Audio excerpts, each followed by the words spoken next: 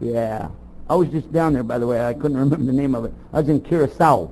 Very nice, by the way. But you know what?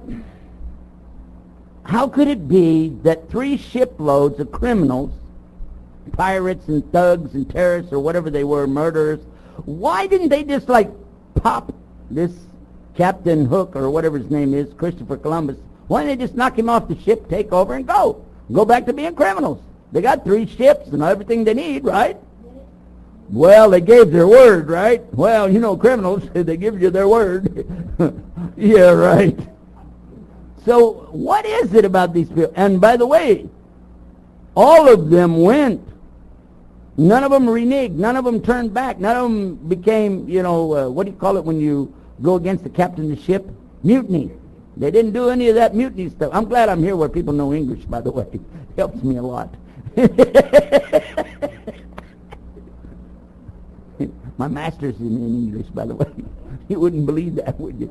Anyhow, what I'm saying, if you think about it, how we got 3 shiploads of criminals, they're willing to go out here, they're not afraid, they don't mutiny, they stick it out, they go through storms and everything, and when they land, now here's another thing, they land in a tropical paradise. If you've never been there, you should go. It is breathtaking to visit this area of the Caribbean and see these islands, and there's so many of them. Many of them still don't have any buildings or anything on them. Some of them are still laying there ready for somebody to go live on these islands. They're beautiful.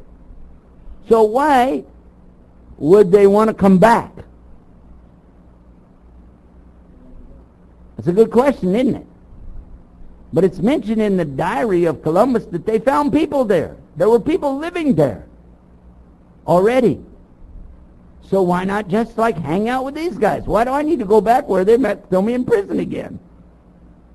Because there's nothing saying that government is going to hold up their word. I think it's time for us to discover some truth, okay? There's some other event that took place in that same year, 1492, in the same place, Spain, with the same characters, Queen Isabella and King Ferdinand. Who will tell me what happened in January of that year? Anybody? Huh? No, the Inquisition occurred about 10 years later. Not even that, but yeah, say 10 years later. No, something important involving the people I mentioned. And the printing press wasn't invented by Queen Isabella. But nice try. Who did? Spanish defeated the Muslims? The Muslims were Spanish.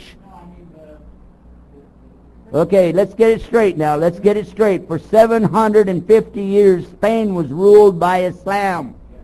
These people were either Muslims, Jews, or Christians, and they all lived side by side doing pretty good. But something had broken out over the 50 years prior, or a little bit longer, maybe 100 years prior. The Muslims began to fight against themselves and establish small little kingdoms, competing with each other, taking away things from each other, and fighting each other, even killing each other. And then they enlisted the help of the Christians and paid them in gold to fight against each other, until the Christians had enough gold and wealth that they were pretty well on their own feet. The Christians enlisted the help. By the way, these were Christians, not Catholics. These were other than Catholic.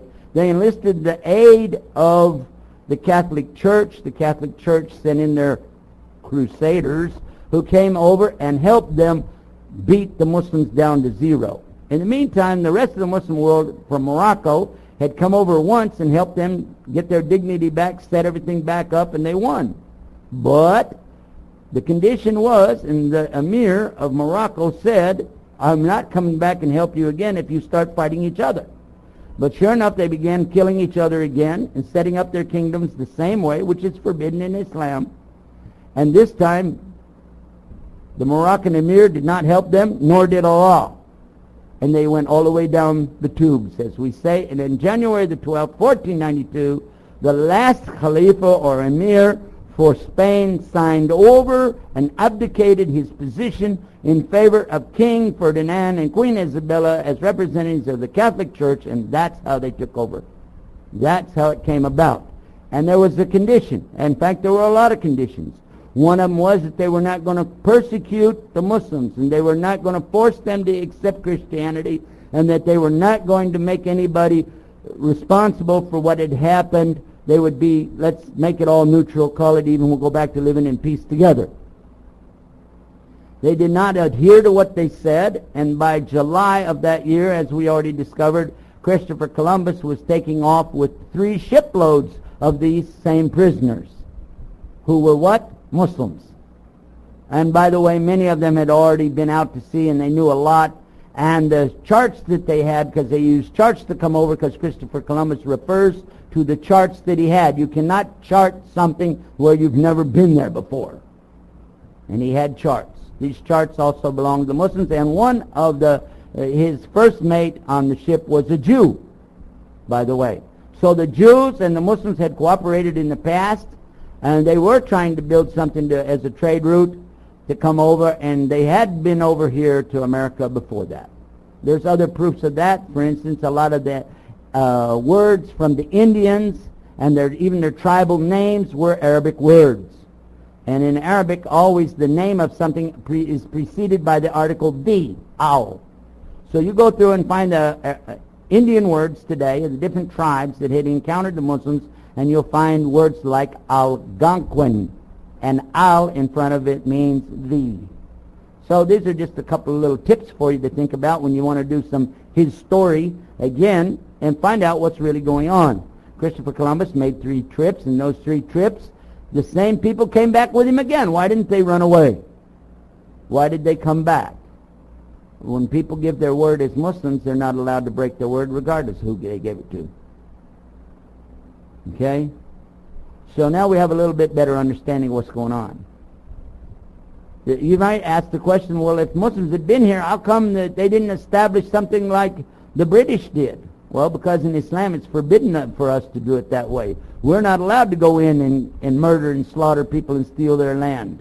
You say, oh, you're being awful hard on the British. No, I'm telling you what my ancestors did. The fact is that they were here in the mid-1500s, less than 50 years after the Spanish had come here, the British came over here. They landed in a place called Jamestown. They didn't last very long. All of them died except one young boy. They brought him back in 1572. And then in 1611, another group came, and this time they couldn't make it. They were having a horrible time. They were going to die. The local Indians came to their rescue and fed them and taught them how to grow gardens and their plants, and showed them about beans, and showed them about corn, maize, how to fish over there. They showed them many things. But they still didn't succeed. In the next winter, they almost died again. So the Indians came to their rescue again and saved them again. And the next year, and the next year, and the next year. I just came back from Jamestown, and this is a part of the historic record of the United States of America. This is what they teach officially, history of the United States, that for 12 years these people were living like parasites on the backs of the Indians. And it was not until the 12th year, when these people were totally independent and able to take care of themselves, that they stood up and began to slaughter every single one of the Indians around them. Nice folks, eh? We'll be back after some important messages. You're listening to Today Islam. We're broadcasting almost live all the way from Somerville, New Jersey. Visit us on the internet at www.todayislam.com.